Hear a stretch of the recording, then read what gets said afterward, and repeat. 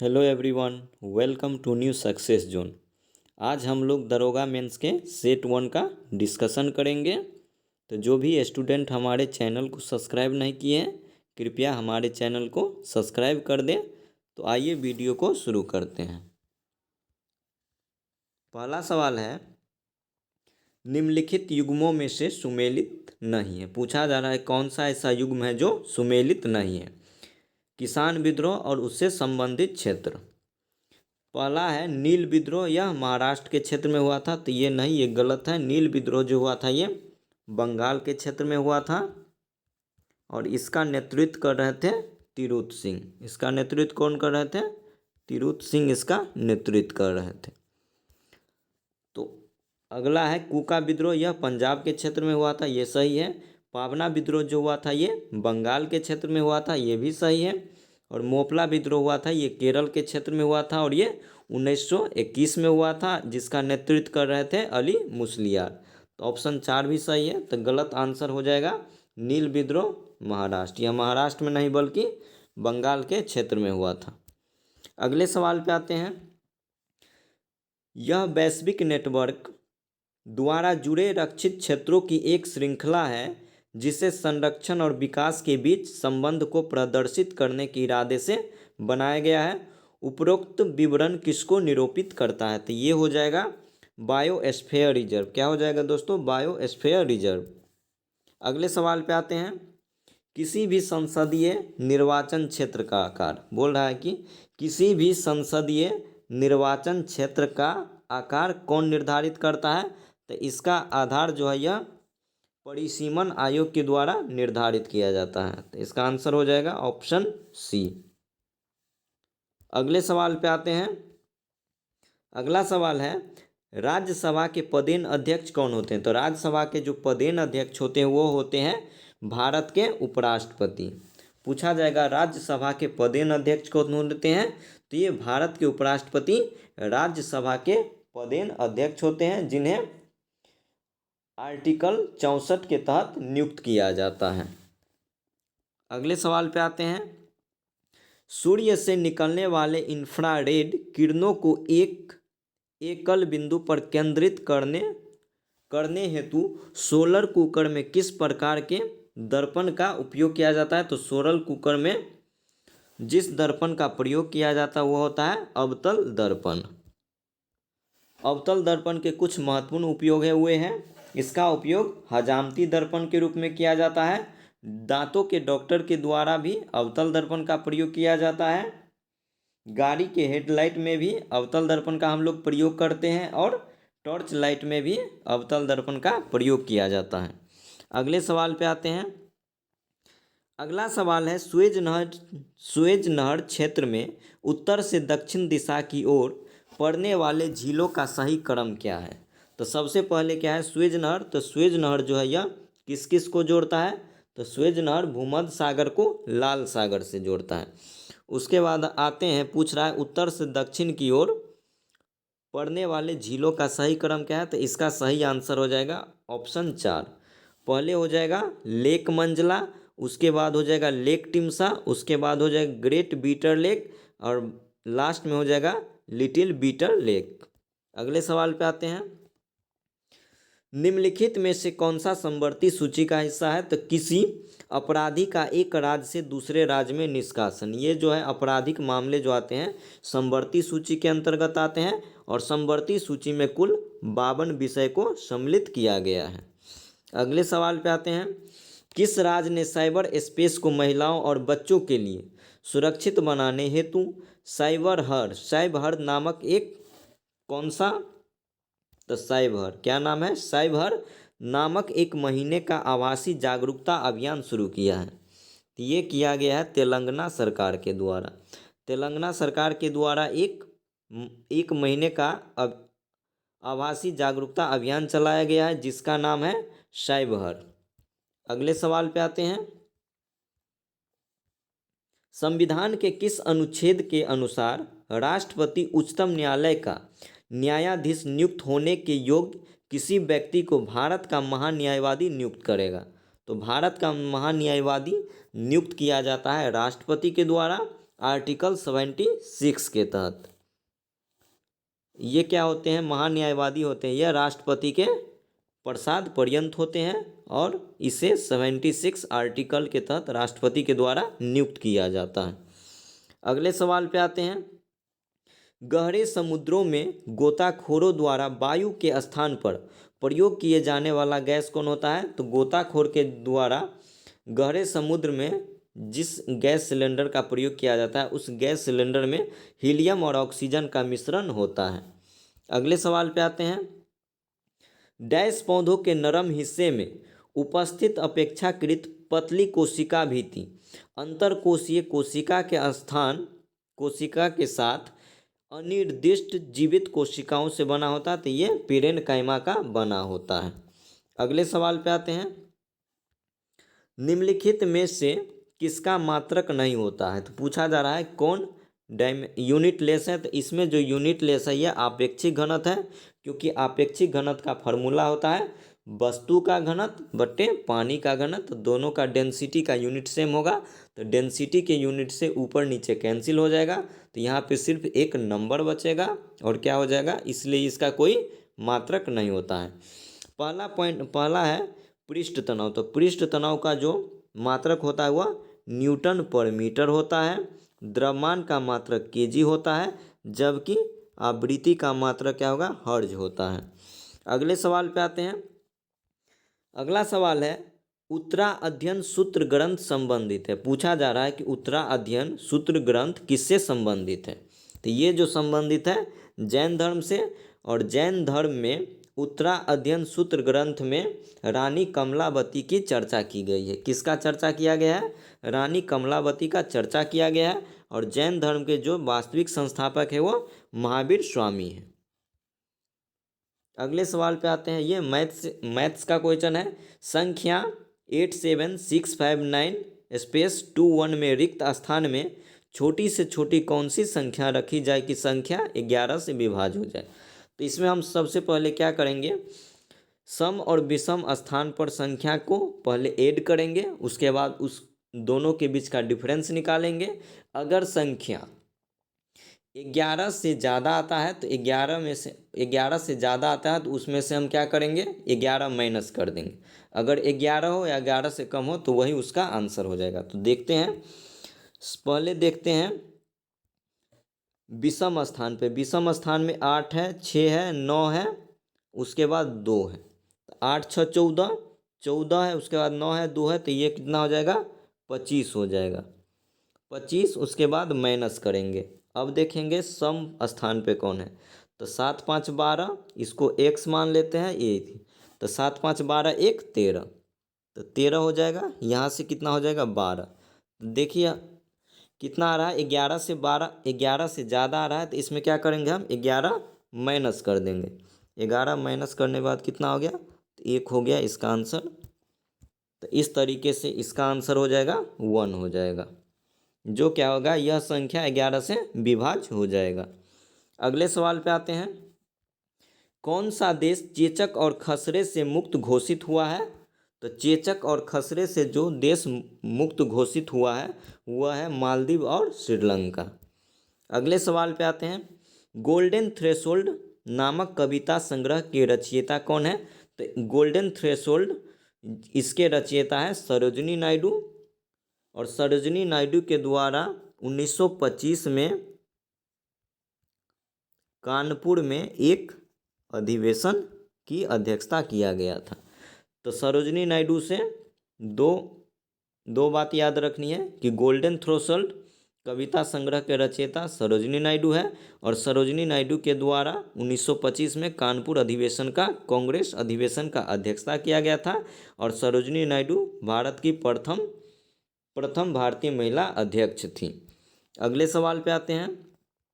मोती के मुख्य अवयव कौन है? तो मोती के जो मुख्य अवयव है वह है एरागोनाइट और कांची योलीन। क्या हो जाएगा? एरागोनाइट और कांची योलीन। अगले सवाल पे आते हैं।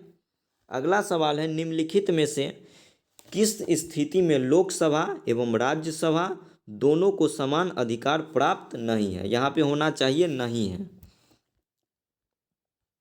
तब यह सही सवाल बन पाएगा। तो राष्ट्रपति के विरुद्ध महाभियोग लगाने के संबंध में तो दोनों ला सकता है, राज्यसभा भी और लोकसभा दोनों को समान अधिकार प्राप्त है।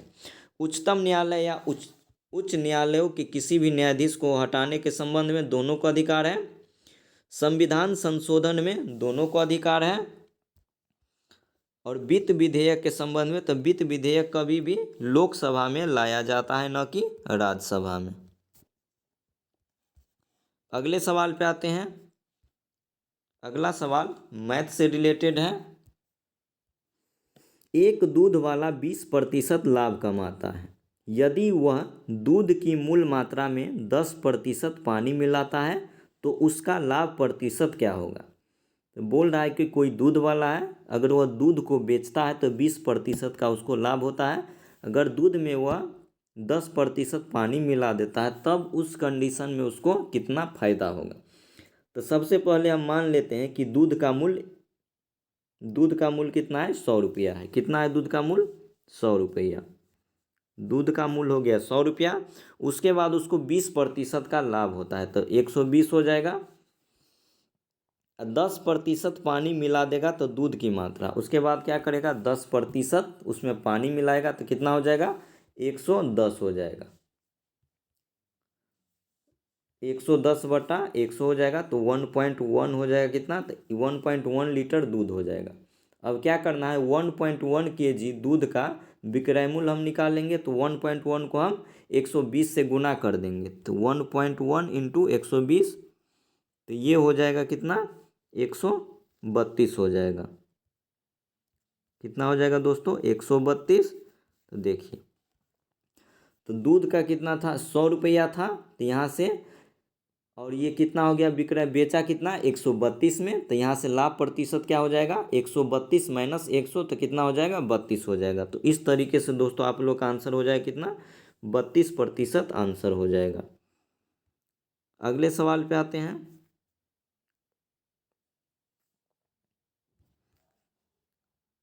अगला सवाल है, ये भी मैथ से रिलेटेड है। 2,50,000 रुपये की धनराशि 3 वर्षों के लिए जमा की जाती है। यदि पहले, दूसरे और तीसरे वर्ष के लिए वार्षिक चक्रवृद्धि ब्याज की दर 4%, 5% एवं 6% हो तो 3 वर्ष के बाद मिश्रधन क्या होता है। तो पूछा जा रहा है, मिश्रधन पूछा जा रहा है। तो इसमें आप लोग को हम प्रोसेस बता देते हैं, आप लोग इसे फाइंड आउट कर लीजिएगा। तो मिश्रधन का फॉर्मूला होता है P इंटू 1 प्लस R/100। यहाँ पे दिया हुआ है 3 गो रेट दिया हुआ है। तो कितना हो जाएगा, ए बराबर हो जाएगा 2,50,000 into 1 plus 4/100 into 1 plus 5/100 into 1 plus 6/100। यहाँ से आप लोग ए का वैल्यू फाइंड आउट कर लेंगे तो कितना हो जाएगा, 2,89,380 रुपया। ये आप लोग का आंसर हो जाएगा। कितना हो जाएगा, 2,89,380 रुपया। अगले सवाल पे आते हैं। अगला सवाल है, जब 100 रुपये में से किसी संख्या का 25% घटाया जाता है तो शेषफल वही संख्या होती है, तो संख्या ज्ञात करें। तो कह रहा है कि 100 में से घटाएंगे क्या, तो 100 माइनस 100 में से घटाना है किसी संख्या का 25%। तो x गुने कितना हो जाएगा, x गुने 25/100। अब बोल रहा है उसके बाद वही संख्या प्राप्त होता है, तो वही संख्या x है। तो यहाँ हम लोग x का वैल्यू फाइंड आउट करेंगे तो x का वैल्यू हम लोग को निकल के आ जाएगा 80। तो इस तरीके से आप लोग का आंसर हो जाएगा 80। कितना हो जाएगा दोस्तों, 80। अगले सवाल पे आते हैं। निम्नलिखित नेताओं में से किसने महिला शिक्षा को बढ़ावा देने के लिए महत्वपूर्ण प्रयास किया गया था। तो महिला शिक्षा को बढ़ावा देने के लिए ईश्वर चंद्र विद्यासागर के द्वारा महत्वपूर्ण प्रयास किया गया था। अगले सवाल पे आते हैं। अय्यर बांध किस नदी पर बनाया गया है। तो अय्यर बांध है ये दामोदर नदी पर बनाया गया है। अगले सवाल पे आते हैं।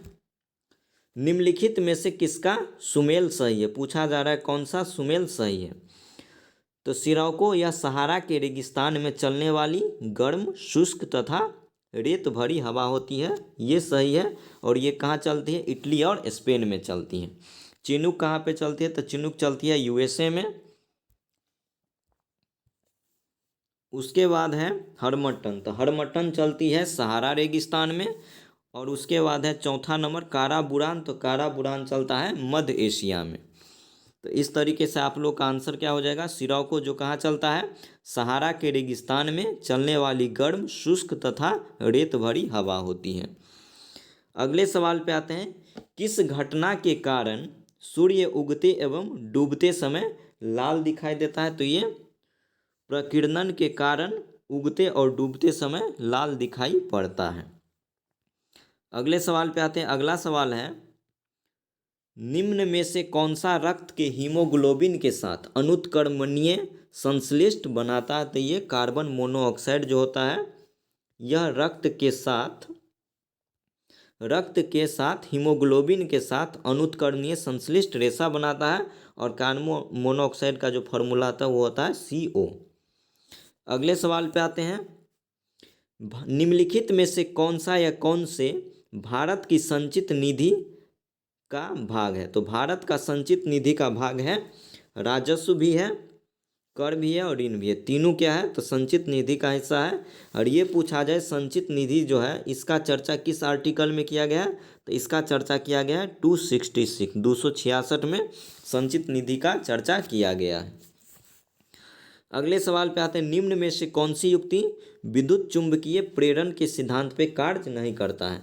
तो विद्युत मोटर जो होता है विद्युत चुंबकीय प्रेरण के सिद्धांत पे कार्य नहीं करता है, जबकि डायनमो, माइक्रोफोन एवं लाउड स्पीकर जो होता है ये तीनों विद्युत चुंबकीय प्रेरण के सिद्धांत पे कार्य करती है। अगले सवाल पे आते हैं।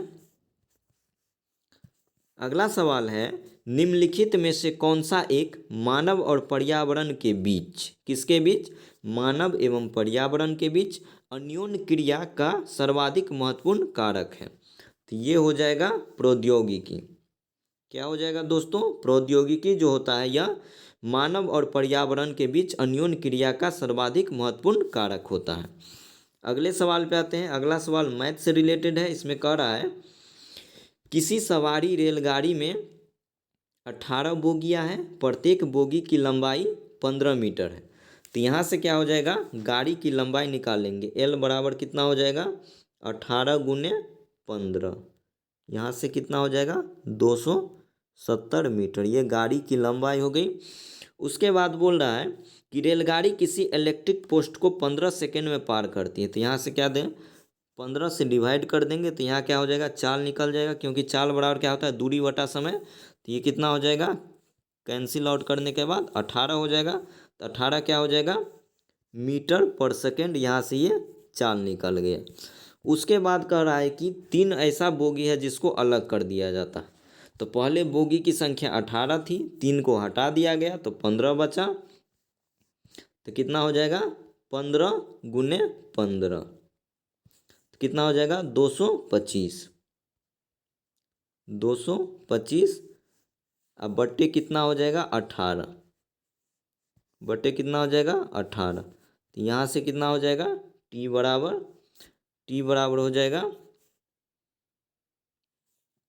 12.5। तो सिंपल है, ज़्यादा दिमाग नहीं लगाना है। पूछ रहा है कि 18 बोगी थी जिसकी लंबाई, प्रत्येक की लंबाई 15 मीटर था। तो यहाँ से लंबाई फाइंड आउट कर लेंगे, कितना हो जाएगा 18 गुने 15 तो 270 मीटर इसका लंबाई हो जाएगा। 15 सेकेंड में पार करती है तो 15 से डिवाइड कर देंगे, यहाँ से वेलोसिटी यानी कि चाल निकल जाएगा 8 मीटर पर सेकेंड। उसके बाद 3 बोगी को गैप कर देना है तो 15 बोगी बचेगा। तो 15 गुने 15 हो जाएगा। और उसके बाद क्या कर रहा है 18 से डिवाइड कर देंगे, तो 18 से डिवाइड करने के बाद 12.5 हो जाएगा। तो ये हमारा टाइम हो जाएगा 12.5। तो इस तरीके से आप लोग का आंसर हो जाएगा 12.5 सेकेंड।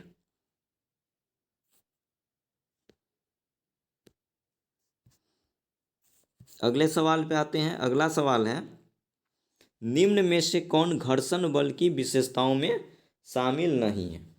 तो पहला है, घर्षण बल दो सतहों के मध्य संपर्क क्षेत्र पर निर्भर नहीं करता है, यह केवल सतहों की प्रकृति पर निर्भर करता है। तो बिल्कुल सही कथन है। अगला कथन देखते हैं, घर्षण बल को कम करने के लिए मशीनों में स्नेहक तथा बॉल बियरिंग लगाए जाते हैं, ये भी कथन बिल्कुल सही है। लोटनिक घर्षण का मान सबसे कम तथा स्थैतिक घर्षण बल का मान सबसे अधिक होता है, ये भी कथन सही है। अगला पॉइंट है द्रव द्रव सतहों के मध्य घर्षण अधिक, ठोस ठोस सतहों के मध्य उससे कम, और वायु ठोस सतहों के बीच सबसे कम घर्षण होता है, तो ये गलत कथन है। तो आप लोग का आंसर हो जाएगा यही चौथा नंबर। पूछा जा रहा है कि इनमें से घर्षण से संबंधित कौन सा कथन गलत है। अगले सवाल पे आते हैं।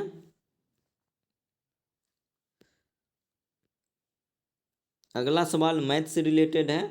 इसमें एक तीरंदाजी लक्ष्य को किसी निश्चित प्रतिशत दक्षता से भेद सकता है। यदि मौसम तूफानी हो जाए तो उसकी दक्षता 20% घट जाएगी। यदि वह जब मौसम तूफानी है तो 350 में 196 बार लक्ष्य को भेदता है। जब मौसम सामान्य स्थिति में हो तो 250 शॉट में भेदन दर क्या होगा? तो इसका आंसर हो जाएगा 175 शॉट। इसे आप लोग देख लेंगे, हम PDF में अपलोड कर देंगे। अगला सवाल ये भी मैथ का है। आनंद और रवि एक काम को 12 दिन में पूरा कर सकते हैं। रवि और चिन्मय उसी काम को 16 दिन में पूरा कर सकते हैं, जबकि चिन्मय और आनंद उसी काम को 48 दिन में पूरा कर सकते हैं। कितने दिनों में रवि अकेले उस काम को पूरा कर सकता है? तो इसका आंसर हो जाएगा 16 दिन में रवि काम को पूरा कर देगा। इसे आप लोग देख लेंगे, मैं PDF अपलोड कर दूंगा। नहीं तो आप लोग बोलेंगे तो एक अलग से इसका मैं वीडियो बना दूंगा। जितने भी मैथ इसमें दिए गए हैं उन सभी का मैं अलग से डिस्कशन करवा के वीडियो अपलोड कर दूंगा। अगले सवाल पे आते हैं।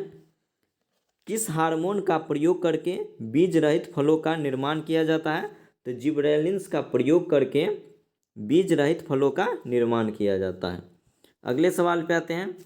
स्वदेशी रूप से विकसित उस एंटी टैंक गाइडेड मिसाइल का नाम बताइए जिसे भारत द्वारा उड़ीसा के चांदीपुर में एकीकृत परीक्षण रेंज से सफलतापूर्वक लॉन्च किया गया था। तो वे था ध्रुवास्त्र। ध्रुवास्त्र को कहाँ से लॉन्च किया गया था? उड़ीसा के चांदीपुर में एकीकृत परीक्षण रेंज से लॉन्च किया गया था। ध्रुवास्त्र क्या है? एक एंटी टैंक गाइडेड मिसाइल है। पूछा जाएगा ध्रुव अस्त्र क्या है? तो ध्रुव अस्त्र एक एंटी टैंक गाइडेड मिसाइल है जो स्वदेश रूप से विकसित किया गया है और इसका परीक्षण किया गया था उड़ीसा के चांदीपुर से। अगले सवाल पे आते हैं। पटना किस नदी के किनारे अवस्थित है? तो पटना जो है गंगा नदी के किनारे अवस्थित है। अगला सवाल है। 5 छात्रों के अंक 25, 35, 45, 50 और 15 है, तो औसत गणना कितना होगा? तो ये कितना हो जाएगा? औसत हम लोग कैसे निकालते हैं? 5 व्यक्ति का निकालना है, छात्रों का अंक है, तो पाँचों को ऐड करेंगे हम लोग। तो पाँचों को ऐड करने पे कितना आ जाएगा? 170 आ जाएगा। कितने छात्रों का अंक है? तो 5। तो 5 से हम लोग डिवाइड कर देंगे। तो डिवाइड करने के बाद कितना आ जाएगा? तो डिवाइड करने के बाद 34 आ जाएगा।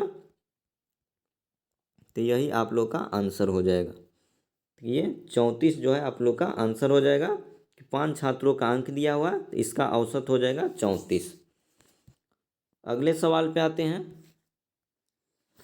निम्न में से किसने राष्ट्रीय गीत और इंडियन नेशनल आर्मी का मार्चिंग गीत कदम कदम बढ़ाए जा की रचना किया था?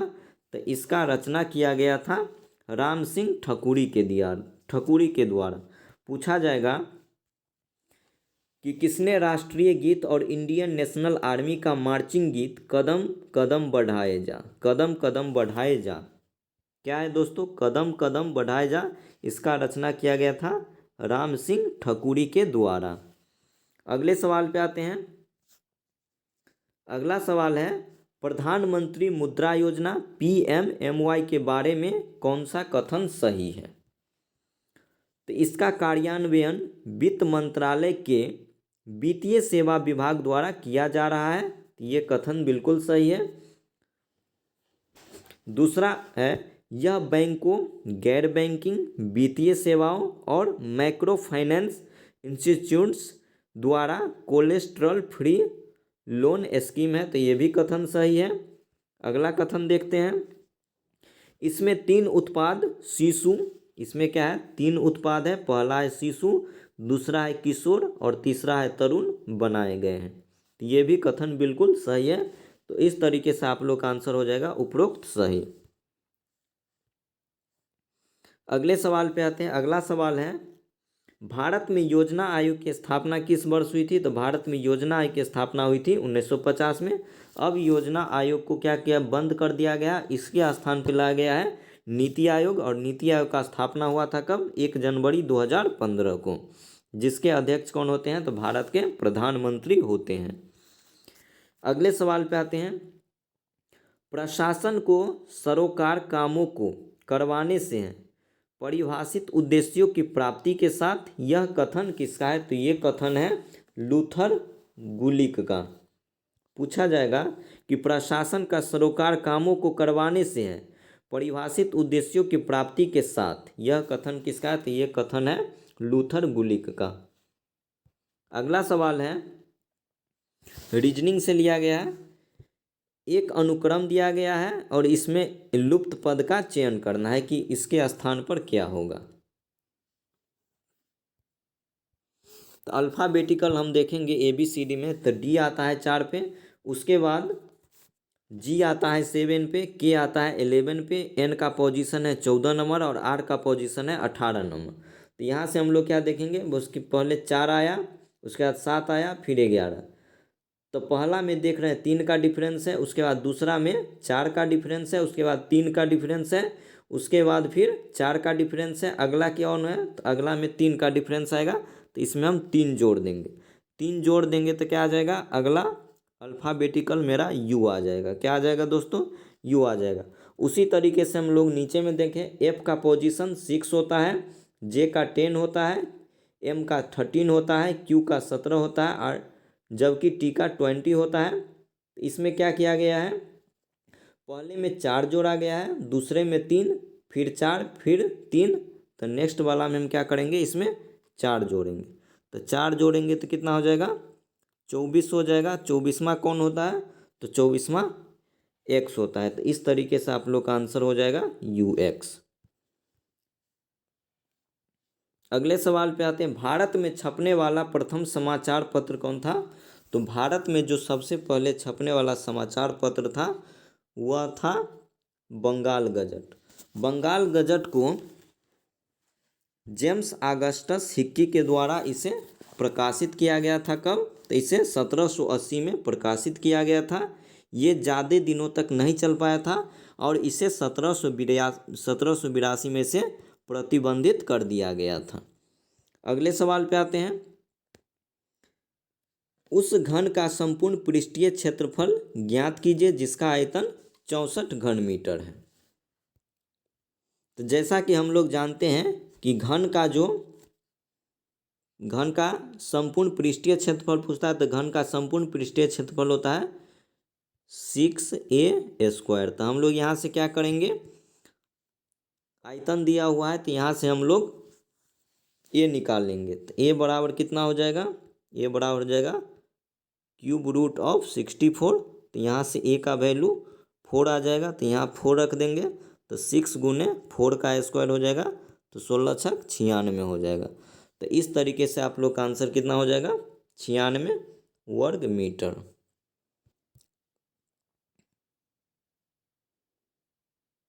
अगले सवाल पे आते हैं। अगला सवाल है, लाइकेन बनी होती है। तो लाइकेन जो होती है शैवाल और कवक दोनों से मिलकर बनती है। शैवाल और कवक, इस तरीके से आप लोग का आंसर हो जाएगा 1 और 2 दोनों। अगला सवाल पे आते हैं। अगला सवाल पूछ रहा है, नूर सुल्तान किस देश की राजधानी? तो नूर सुल्तान जो है यह किर्गिस्तान की राजधानी है। नहीं सॉरी दोस्तों, नूर सुल्तान जो है यह कजाकिस्तान की राजधानी है। किर्गिस्तान की राजधानी कहाँ है? तो किर्गिस्तान की राजधानी बिश्केक है। ताजिकिस्तान की राजधानी दुशांबे है। जबकि अल्बानिया का पूछा जाए तो अल्बानिया एक यूरोप का देश है और इसकी राजधानी कहाँ है? तो इसकी राजधानी है तिराना। कहाँ है दोस्तों? तिराना। जबकि ये तीनों देश हैं, किर्गिस्तान, कजाकिस्तान और ताजिकिस्तान, यह तीनों देश एशिया का देश है और यह मध्य एशिया का देश है। अगले सवाल पे आते हैं। स्टेइंग इन होम्स, घरों में रुकना के संदर्भ में मैडिकेरे और कुर्ग का संबंध निम्नलिखित में से किस एक राज्य से है? तो इसका संबंध है कर्नाटक से। कहने का मतलब है स्टे इन गो, घर में रुकने का व्यवस्था किया गया है, जिसका नाम क्या है? मैडिकेरे और कुर्ग नाम दिया गया है। और यह कहाँ और किस राज्य से संबंधित है? इसका संबंधित राज्य है कर्नाटक। और ये पूछा जाए हेरिटेज, जो यह भी घर में रुकने का घर में रुकने का एक सिस्टम है, तो हेरिटेज का संबंध कहाँ से? गोवा से। हेरिटेज पूछा जाएगा तो गोवा से। और घर में रुकना स्टेइंग होम मैडिकेरे और कुर्ग का संबंध है कर्नाटक से। कुर्ग आप लोग जानते हैं कर्नाटक में, तो वहाँ से भी इसको ऑप्शन के अनुसार पकड़ सकते हैं। अगले सवाल पे आते हैं। महात्मा बुद्ध ने कहाँ महापरिनिर्वाण प्राप्त किया था? तो महात्मा बुद्ध को महापरिनिर्वाण प्राप्त हुआ था कुशीनगर में। और कब प्राप्त हुआ था? तो 483 BC में से मृत्यु प्राप्त हुआ था। और बोध गया में इसको ज्ञान की प्राप्ति हुई थी। अगले सवाल पे आते हैं। अगला सवाल है, कांग्रेस और मुस्लिम लीग का प्रथम संयुक्त अधिवेशन कब किया गया था? तो ये किया गया था लखनऊ अधिवेशन जो था, यह कांग्रेस और मुस्लिम लीग का प्रथम संयुक्त अधिवेशन हुआ था। और यह अधिवेशन हुआ था 1916 में। और इसकी अध्यक्षता किया गया था अंबिका चरण मजूमदार के द्वारा। दूसरा ऑप्शन में है, तो इस तरीके से आप लोग का आंसर हो जाएगा लखनऊ अधिवेशन। दूसरा में बेलगांव अधिवेशन। बेलगांव अधिवेशन 1924 में हुआ था और इसका अध्यक्षता किया गया था महात्मा गांधी के द्वारा। और यह 40वें नंबर का अधिवेशन था। नागपुर अधिवेशन हुआ था 2 बार। एक बार हुआ था 1891 में, इसके अध्यक्ष थे पी आनंद चार्लू। और एक बार हुआ था 1920 में, और इसके अध्यक्ष थे CB राघवाचारी। कोलकाता अधिवेशन सबसे ज़्यादा बार हुआ था और ये कुल 10 बार हुआ था। अगले सवाल पे आते हैं। कौन सा देश जलवायु जोखिम प्रकाशन को अनिवार्य करता है? तो जलवायु जोखिम प्रकाशन को जो अनिवार्य किया हुआ है न्यूजीलैंड। अगले सवाल पे आते हैं। औपनिवेशिक भारत में भारतीय लोक सेवा का जनक किसे माना जाता है? तो भारतीय लोक सेवा का जनक माना जाता है कॉर्नवालिस को। विलियम बेंटिक को इसलिए जाना जाता है क्योंकि उसने सती प्रथा और ठगी प्रथा को प्रतिबंधित किया गया था। लॉर्ड कर्जन को बंगाल विभाजन के लिए जाना जाता है, जबकि डलहौजी को भारत में रेलवे विकास के लिए जाना जाता है।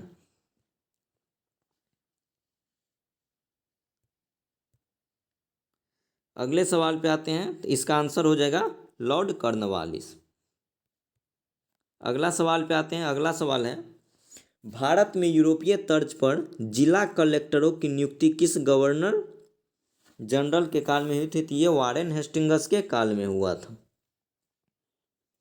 अगले सवाल पे आते हैं। आत्मनिर्भर भारत को समर्पित जयतु भारतम नामक गीत किसने गाया था? तो ये गीत गाया गया था आशा भोसले के द्वारा, शंकर महादेवन के द्वारा, लता मंगेशकर के द्वारा। और इसमें और भी सिंगर शामिल थे, एक सोनू निगम भी थे और अन्य 2-3 शामिल थे। तो इस तरीके से आप लोग का आंसर हो जाएगा उपर्युक्त सभी। अगले सवाल पे आते हैं। सूचना का अधिकार भारतीय संविधान के किस अनुच्छेद के अंतर्गत इसे मूल अधिकार माना गया है? तो सूचना का जो अधिकार है यह अनुच्छेद 19 के अंतर्गत आता है। अगले सवाल पे आते हैं। अगला सवाल ये जो है ये रीजनिंग से संबंधित है और इसका आंसर हो जाएगा 16। अगले सवाल पे आते हैं। किस देश ने आर्कटिक में जिरकॉन हाइपरसोनिक क्रूज मिसाइल का सफल परीक्षण किया गया था? तो हाइपरसोनिक क्रूज मिसाइल जिसका नाम था जिरकॉन। तो जिरकॉन क्या है? जिरकॉन पूछा जाएगा क्या है? तो जिरकॉन एक हाइपरसोनिक क्रूज मिसाइल है और इसे किसके द्वारा विकसित किया गया था? तो इसे रूस के द्वारा विकसित किया गया था। अगले सवाल पे आते हैं। भारत परिषद अधिनियम 1861 के विषय में निम्न में से कौन सा कथन असत्य है? तो ये हो जाएगा, वायसराय को अध्यादेश निकालने की शक्ति प्रदान की जिसकी अवधि 1 वर्ष थी। तो ये 1 वर्ष इसकी अवधि नहीं थी, इसकी अवधि उस समय जिस समय अध्यादेश जारी किया जाता था उसकी अवधि थी मात्र 6 महीना। तो ये क्या हो जाएगा? गलत आंसर। अदर ऑप्शन भी देख लेते हैं। इस अधिनियम के द्वारा पहली बार भारतीय प्रतिनिधियों को कानून बनाने की प्रक्रिया में शामिल किया गया था। तो ये कथन बिल्कुल सही है। अगला है, विकेंद्रीकरण प्रक्रिया का प्रारंभ किया गया था। ये भी कथन सही है। उसके बाद है, कैनिंग के द्वारा प्रारंभ की गई पोर्टफोलियो प्रणाली को मान्यता प्राप्त की गई। ये भी कथन बिल्कुल सही है। तो आप लोग का आंसर हो जाएगा 1861 के भारत परिषद अधिनियम कौन सा गलत है? तो वायसराय की अध्यादेश निकालने की शक्ति प्रदान तो की गई लेकिन इसकी अवधि मात्र 6 मंथ थी। अगले सवाल पे आते हैं। 15% और 5% के दो क्रमिक छूटों के समकक्ष एकल छूट ज्ञात कीजिए। तो एकल छूट ज्ञात करने के लिए हम लोग क्या करेंगे? एकल सूत्र ज्ञात करना है तो हम लोग करेंगे 15 है, उसके बाद +5 हो जाएगा, उसके बाद माइनस हो जाएगा 15 गुने 5 बटा हो जाएगा 100। तो इस तरीके से कितना हो जाएगा? यहाँ पे हो जाएगा 15 5 20 माइनस 15 5 75 अब बट्टा हो जाएगा 100। तो यहाँ से हो जाएगा 20 माइनस 0.75 कितना हो जाएगा दोस्तों? 0.75। और यहाँ से आप लोग निकालेंगे तो इसका वैल्यू आ जाएगा 19.25। तो इसका हो जाएगा एकल छूट। तो वही पूछा जा रहा है इसमें एकल छूट कितना होगा? तो एकल छूट इसका हो जाएगा 19.25। अगले सवाल पे आते हैं। अगला सवाल है, भारत में प्रथम भारतीय महिला विश्वविद्यालय की स्थापना की थी। तो प्रथम भारतीय महिला विश्वविद्यालय की स्थापना किया गया था D.K. कर्वे के द्वारा। अगले सवाल पे आते हैं, भारत में ट्रेजडी बिल की शुरुआत पहली बार कब किया गया था? तो ट्रेजडी बिल की शुरुआत भारत में हुआ था 1917 में, और 1917 में ही सैडलर आयोग को गठित किया गया था। और सैडलर आयोग यह शिक्षा से संबंधित है और सैडलर आयोग को ही कलकत्ता विश्वविद्यालय अधिनियम भी कहा जाता है। अगला सवाल जो है यह रीजनिंग से संबंधित है और इसका जो आंसर हो जाएगा 605 हो जाएगा। कितना हो जाएगा दोस्तों? 605 हो जाएगा। पनामा नहर किसको जोड़ती है? तो पनामा नहर भूमध्य सागर एवं लाल सागर जो ये सुएज नहर को जोड़ती है।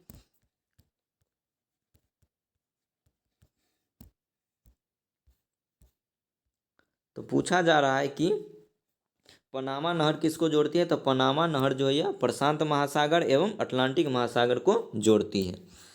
अगले सवाल पे आता है, किस ग्रह के अपने उपग्रह नहीं है? तो बुध और शुक्र के पास कोई भी उपग्रह नहीं है। जबकि ये पूछा जाए कि सर्वाधिक उपग्रह किसके पास है? तो सर्वाधिक उपग्रह है वह शनि ग्रह के पास है। शनि ग्रह के पास कुल 82 उपग्रह है। कितना है? 82। किसके पास? शनि के पास। अगले सवाल पे आते हैं, निम्नलिखित में से कौन सा एक तृतीयक सेक्टर का क्रियाकलाप नहीं है? तो मछली पकड़ना क्या है? एक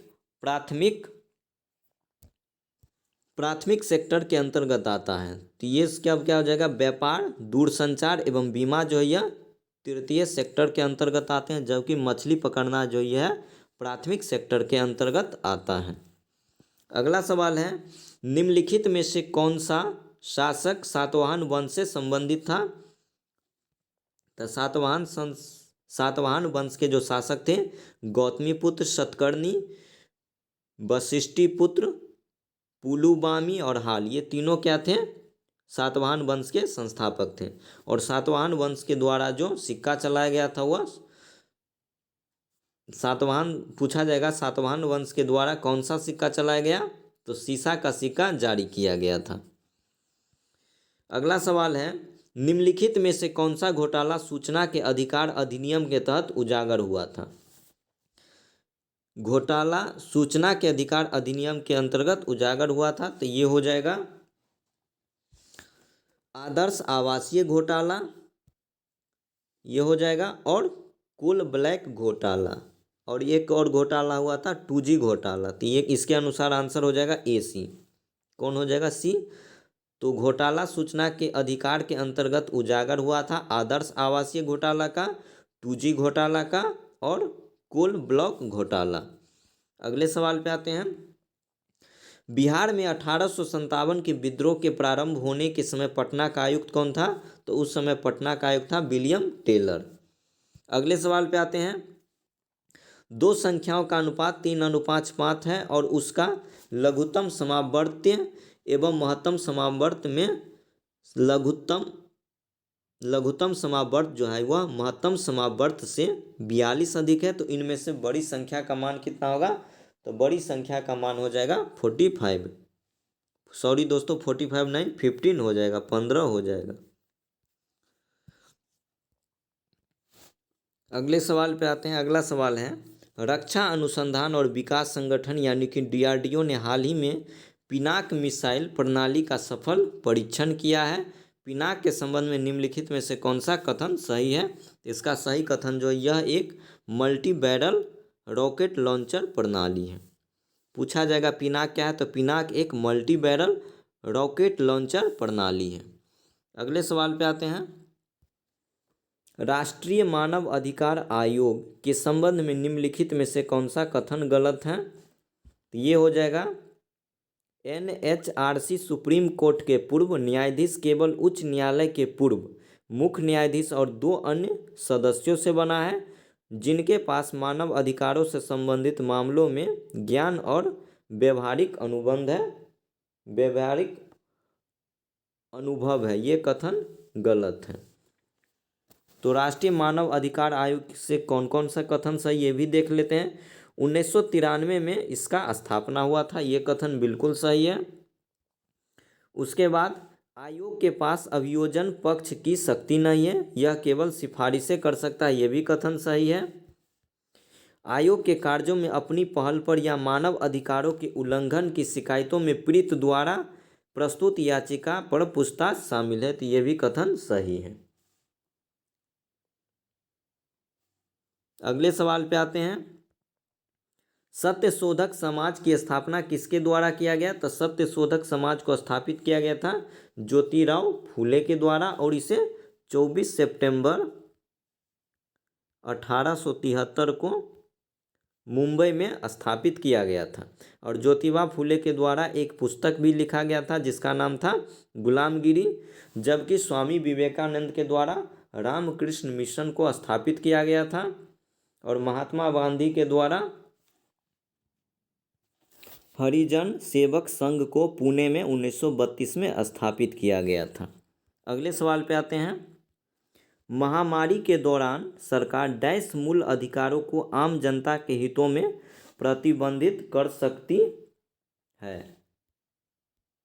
तो इसका आंसर हो जाएगा स्वतंत्रता का अधिकार, और इसका चर्चा किया गया है 19 से 22 तक। अगले सवाल पे आते हैं। यदि किसी दर्पण को थीटा कोण पर घुमाया जाए तो परिवर्तित किरण कितना से घूमेगा? तो ये 2 थीटा से नाच जाएगा। अगले सवाल पे आते हैं। संघ शासित क्षेत्रों के प्रशासन को चलाने की जिम्मेवारी किसकी होती है जहां उसका स्वयं का निर्वाचित विधानसभा नहीं होता है? तो इसका आंसर हो जाएगा राष्ट्रपति। क्या हो जाएगा दोस्तों? राष्ट्रपति। अगले सवाल पे आते हैं। ये रीजनिंग का सवाल है, इसका आंसर हो जाएगा ऑप्शन नंबर ए। अगले सवाल पे आते हैं। प्रकृति के लोगों द्वारा किए गए परिवर्तन को भी डैश कहा जाता है? तो प्रकृति के लोगों द्वारा जो परिवर्तन किया जाता है उसको एंथ्रोपोजेनिक कहा जाता है। क्या कहा जाता है? एंथ्रोपोजेनिक। अगले सवाल पे आते हैं।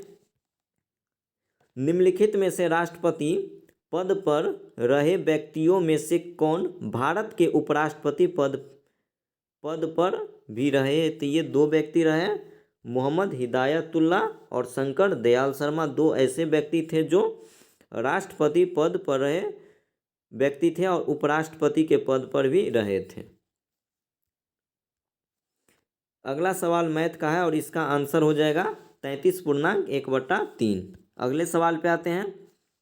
भारत के तटीय मैदान के संबंध में निम्नलिखित में से कौन सा युग सही सुमेलित है? तो इसका आंसर हो जाएगा 2-3। पूर्वी तट का उत्तरी भाग उत्तरी सरकार कहलाता है, बिल्कुल सही है। पूर्वी तट का दक्षिणी भाग कोरोमंडल तट है जो तमिलनाडु के क्षेत्र में पड़ता है।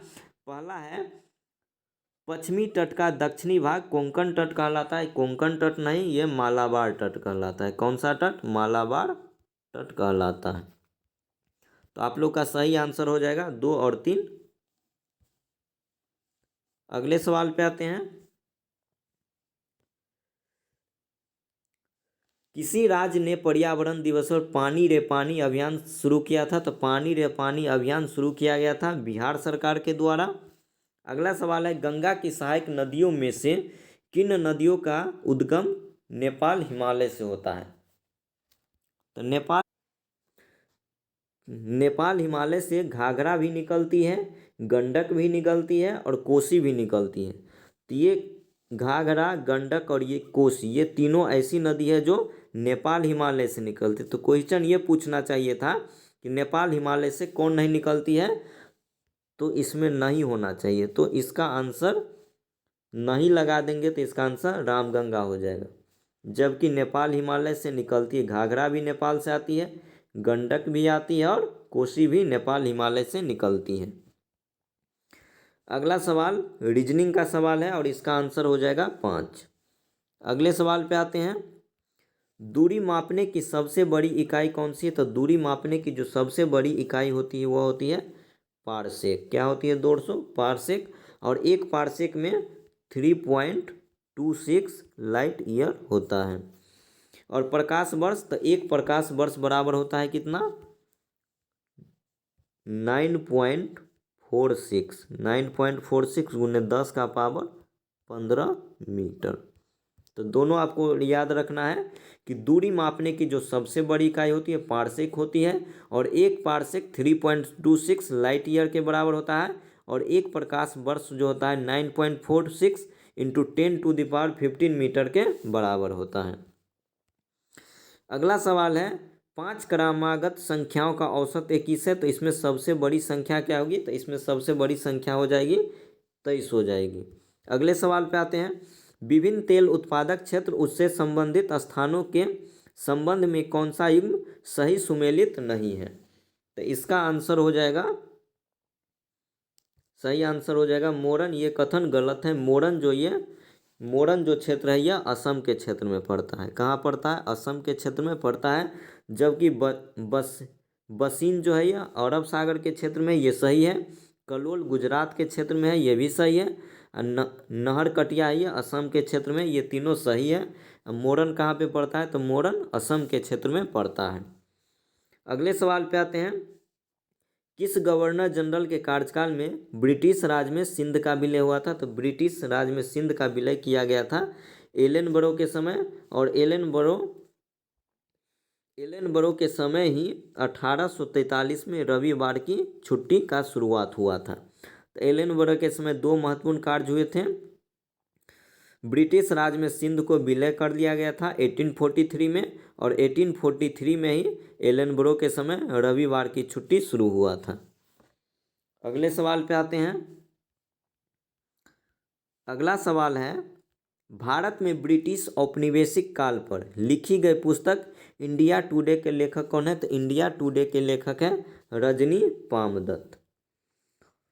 आरसी दत्त का एक बुक है, इसका यानी कि इसका पूरा नाम है रमेश चंद्र दत्त। इसका पुस्तक है द इकोनॉमिस्ट ऑफ इंडिया।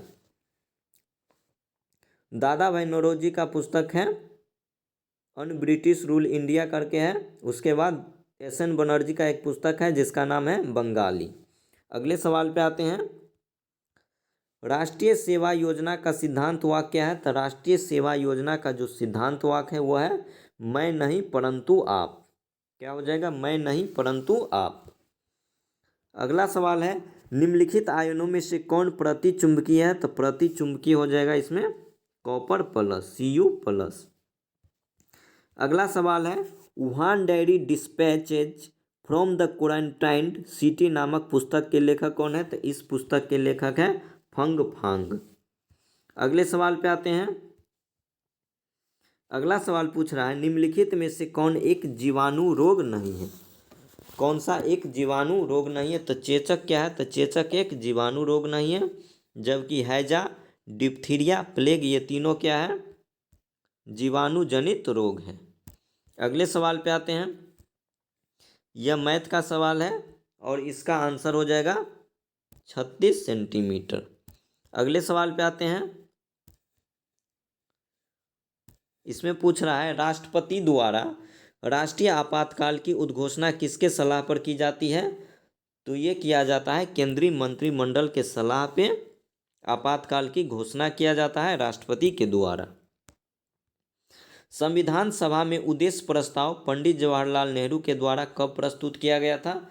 तो प्रस्ताव को प्रस्तुत किया गया था नेहरू जी के द्वारा। ये किया गया था 13 दिसंबर 1946 को और इसे पारित किया गया था कब? 22 जनवरी 1947 को। तो इसमें दो बात याद रखना आप लोग को कि उद्देश्य प्रस्ताव को जवाहरलाल नेहरू के द्वारा प्रस्तुत किया गया था 13 दिसंबर 1946 को, जबकि इसे पारित किया गया था 22 जनवरी 1947 को। अगले सवाल पे आते हैं। ये रीजनिंग का सवाल है और इसका आंसर हो जाएगा वाई, ऑप्शन 3 हो जाएगा YAC। अगले सवाल पे आते हैं। ये मैथ का सवाल है, इसमें आप देख लेंगे कितना हो जाएगा। AB का वैल्यू दिया हुआ, यहाँ पे हम वैल्यू पुट कर देते हैं तो कितना हो जाएगा AB। तो B प्लस A है तो 15 + 7 हो जाएगा, अब बट्टा 15 - 7, तो 15 - 7 तो ये 8 हो जाएगा। तो ये हो गया 22/8, यानी कि यहाँ से देख लें तो 11/4। तो इसका आंसर हो जाएगा 11/4। कहाँ पर? 11/4 हो जाएगा, ऑप्शन नंबर 3। अगले सवाल पे आते हैं। अगला सवाल है, ये रीजनिंग का सवाल है और इसका आंसर हो जाएगा ऑप्शन नंबर C3, यानी कि दामाद। अगले सवाल पे आते हैं। नेशनल हेल्थ स्टैक NHS से संबंधित निम्नलिखित कथनों पर विचार कीजिए। कौन सा कथन सही? तो NHS यानी कि नेशनल हेल्थ स्टैक ऐसा निर्णायक सेट है जो डिजिटल हेल्थ इनिशिएटिव्स के क्रियान्वयन हेतु आवश्यक है। तो बिल्कुल सही कथन है।